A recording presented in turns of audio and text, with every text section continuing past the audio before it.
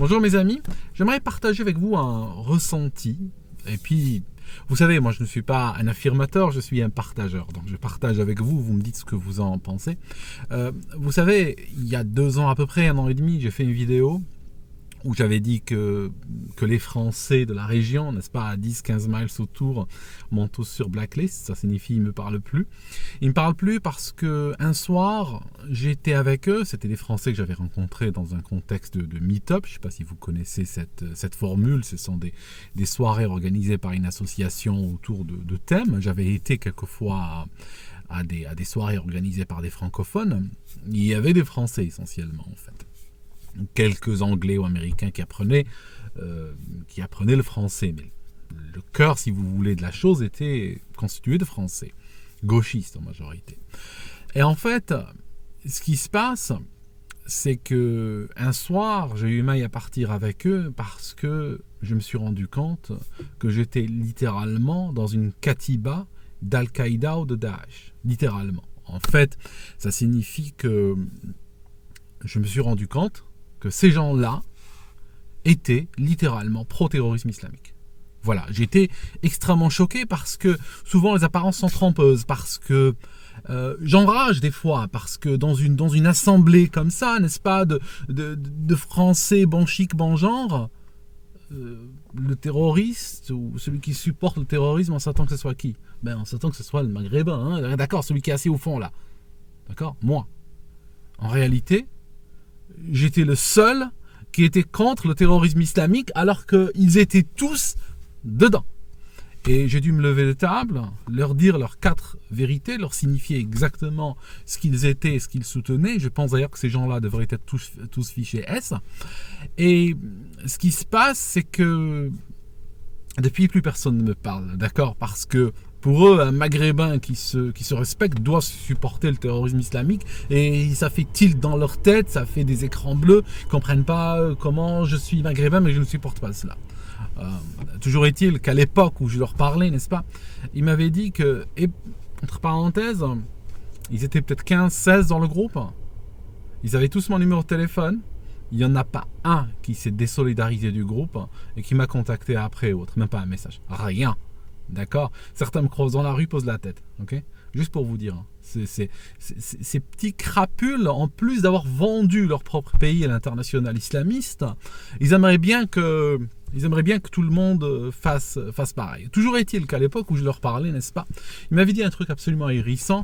Ils m'avaient dit Obama ne peut pas être un mauvais président parce qu'il est noir. Sérieux, textuel, tel que je le cite vraiment de mémoire.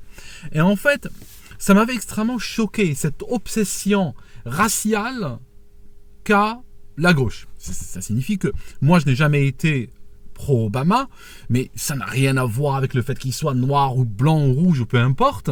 Il me suffit qu'il appartienne à une brand, qu'il appartienne à une boutique, les démocrates, qui sont connus pour laisser toujours des bilans désastreux, non seulement aux États-Unis, mais aussi à l'extérieur des États-Unis. D'accord? Donc, il me suffit de regarder cela. Pour eux, dès qu'il y a une question, ce qui les intéresse, c'est l'âge du capitaine. C'est la race du gars. Parce qu'ils sont obsédés par la race. Genre, je ne sais pas, il y a un violeur. Moi, il me suffit de savoir que c'est un violeur. Et il me suffit de savoir cela pour savoir ce qu'il mérite comme punition. Pour eux, ils aimeraient bien savoir c'est quoi la race du gars. D'accord? Et à ce moment-là, s'il n'est pas d'une race aussi, n'est-ce pas, aussi claire que leur propre peau, ils vont dire quoi? On va peut-être lui appliquer un repère moral au rabais, n'est-ce pas? Parce qu'on ne peut pas s'attendre de sa part de s'élever, n'est-ce pas, au même niveau moral que nous. Donc on va essayer de le défendre parce que c'est dans sa nature de faire des merdes comme il vient de le faire. Voilà. Donc, je suis en train de vous dire qu'il y a une racialisation des choses. Ça signifie qu'il y a un camp qui, de plus en plus, au lieu de considérer les faits, au lieu de considérer un projet politique, ou une doctrine politique, ou un crime, ou un homme, ou une femme, ou peu importe, il considère d'abord la race du gars. Il semble être obsédé par cela. J'en viens maintenant à Trump. J'ai constaté un truc absolument ahurissant. Au départ, il y a des gens qui n'étaient pas contents de l'élection de Trump. Et moi, naïvement, sur le moment, j'ai pensé que parce que ils étaient de l'autre camp, n'est-ce pas? Lui a été élu en tant que républicain, et puis finalement, les gens de l'autre camp ne sont pas contents. Mais en même temps, il est en train de faire une politique, normalement. J'aurais été de gauche, j'aurais été extrêmement intéressé par la politique qu'il est en train de faire. Est-ce qu'il n'est pas en train de mettre au garde à vous les puissances de l'argent? Est-ce qu'il n'est pas en train de ramener les entreprises à relocaliser aux États-Unis? Est-ce qu'il n'est pas en train d'attaquer de face la délocalisation? Je veux dire, j'aurais été genre CGT ou même Force ouvrière, j'aurais trouvé que le gars est en train de faire une politique géniale. D'accord? Je veux dire, plus, je ne sais pas, plus socialiste, je parle de vrai socialisme, hein, je ne parle pas de la gauche caviar. Plus socialiste que ça, tu ne fais pas. D'accord? Les mecs, ils sont pas contents. D'accord? Ils sont pas contents. Et ce qui est extraordinaire, c'est que j'ai discuté avec des gens de droite, par exemple ici en Angleterre, des gens de droite, qui normalement devraient être contents que Trump a été élu parce qu'il est de droite. Maintenant, ils le détestent. Ok. D'accord. Donc, j'ai commencé un petit peu à chercher à gamberger dans ma tête. D'abord, j'ai tenté la lecture islamo-centrée. Vous savez, j'ai constaté un truc que des fois, quand tu vois des fois, je cherche des schémas, n'est-ce pas, derrière des attitudes qui semblent complètement irrationnelles. Je cherche peut-être quelque chose qui peut les joindre, parce que ça permet de comprendre les motivations profondes. Par exemple, j'ai découvert que pour savoir si un homme politique est bien ou pas bien, il faut voir sa position envers l'islam. S'il est pro-islam, c'est qu'il est bien. S'il est anti-islam, c'est qu'il n'est pas bien. Donc j'ai constaté cela. Sachant que les pétrodollars sont en train d'acheter des médias, sont en train d'acheter des hommes et des femmes politiques, etc. Donc effectivement, cette explication semblait tenir la route. Mais plus loin que cela, j'ai découvert que dans beaucoup de cas, cette explication ne pouvait pas complètement aller s'appliquer sur le cas de Trump. Et récemment, j'ai même entendu des gens le critiquer sur ses cheveux blonds. Et c'est là que ça fait un tilt d'un coup. C'est là que tout à coup, ça fait un tilt. Vous savez, quand on n'a pas certaines obsessions, n'est-ce pas, c'est très dur de comprendre la logique de ces gens. Il faut vraiment se mettre dans leur tête, mais ils sont tellement tordus que c'est très dur de se mettre dans leur tête. En fait, voici l'histoire. Les gars, ils le détestent parce que c'est un mâle blanc. C'est tout. Voilà. Et là, quand j'ai pensé à cela, il y a tout qui s'est éclairé dans ma tête. Oui, mais effectivement, Obama, quand Obama est arrivé au pouvoir, pour beaucoup de gens qui sont pro-Obama ou contre Obama, c'était une question politique. Mais au fond, chez beaucoup de gens, c'était racial.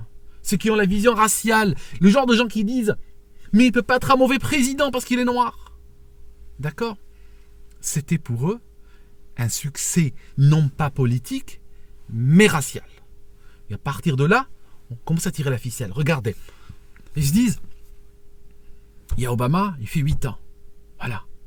Après, ils pensaient à Madame Clinton. C'est toujours pas un mâle blanc hétérosexuel. Madame Clinton. Ils la voyaient garantie dans leur tête 8 ans.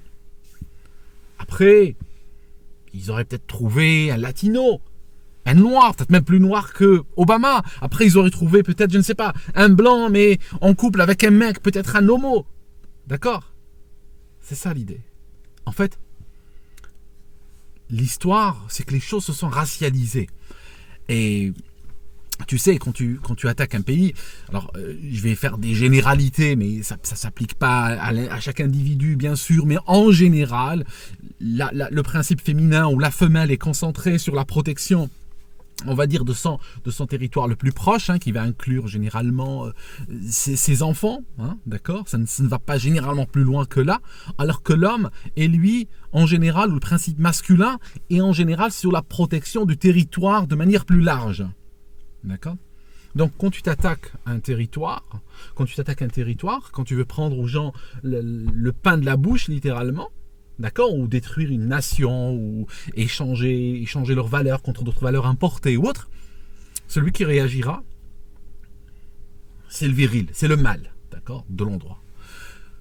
Alors ce qui se passe, c'est qu'effectivement, sous cette lecture-là, si je me mets dans la tête de ces gens, effectivement, ça commence à prendre sens. C'est que on reproche, pour eux, l'arrivée de Trump, c'est juste l'arrivée d'un mâle blanc hétérosexuel, c'est tout, aussi simple que cela. Et ils considèrent cela comme un retour en arrière, comme un échec, parce qu'ils ne pensaient jamais que l'Amérique, ils pensaient que l'Amérique c'est fini, que c'était tombé. Ils pensaient que l'Amérique, c'est fini. Vous allez le voir, vous, en France, lorsque vous aurez, je sais pas, 3 ou 4 présidents musulmans de suite, puis un jour, il y a un président non musulman qui se présente, vous allez voir, s'il arrive à réussir aux élections, vous allez voir comment ça va être pris. Ça va être extrêmement mal pris, parce que pour eux, c'est bon. Pour eux, on a passé un cap et on ne revient plus en arrière. C'est fini. Voilà. Ça explique énormément de choses. En tout cas, voilà, je regarde la politique de Trump, je suis extrêmement content jusqu'à maintenant. Je ne sais pas tout ce qu'il fait, bien sûr, mais ce que je lis jusqu'à maintenant, je trouve extrêmement intéressant, ces positionnements, ça rend le statu quo établi jusque-là. C'est même pas un statu quo, c'est un pourrico. Hein. On était en train de pourrir année après année, et on regrettait chaque année l'année d'avant. Donc voilà, j'espère qu'il va pouvoir travailler, j'espère qu'ils vont le laisser travailler, qu'ils vont le laisser aller à son mandat, qu'ils vont le laisser réaliser son projet sans trop d'hystérie. Voilà, et puis on verra bien, c'est dans 2 jours la signature, enfin, je sais pas comment vous l'appelez, enfin, vous savez de quoi je parle, hein, voilà, la passation de pouvoir, et puis on va voir comment ça va tourner tout ça. À bientôt mes amis, merci de me suivre, merci de me suivre, vraiment, j'apprécie que vous soyez là et je m'enrichis beaucoup de vos commentaires, merci.